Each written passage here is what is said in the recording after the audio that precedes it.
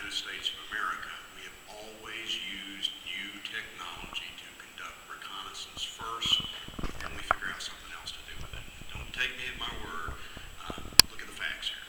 1785, the very first American to slip the surly bonds of Earth was in fact a U.S. Army captain who was actually the censor in a French balloon who took off from about 11 miles outside of our nation's capital to do what? So that he could see over the trees, to see over to the next valley, to see what's going on.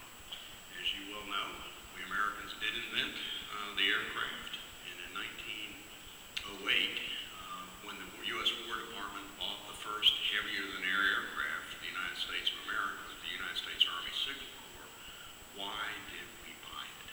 Did we buy it to shoot down aircraft? Did we buy it to drop bombs? We bought it to conduct reconnaissance. As a matter of fact, my friends in the Air Force who are fighter pilots don't like me to say this, but I want to remind the audience that fighter planes were invented to shoot down observation aircraft and not the other way around.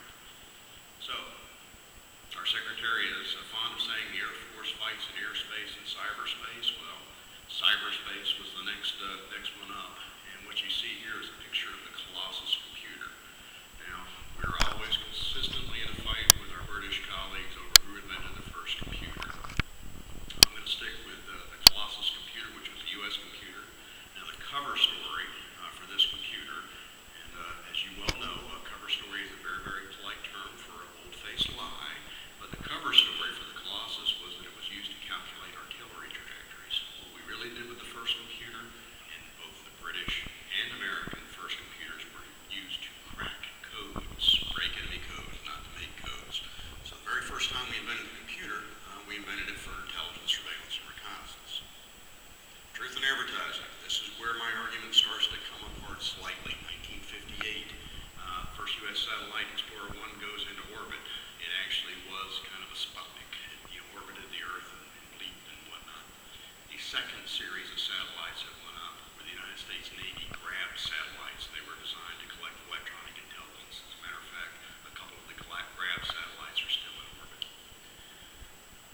1994, the first true remotely piloted aircraft that was capable of beyond line of sight operations was flown over Bosnian combat.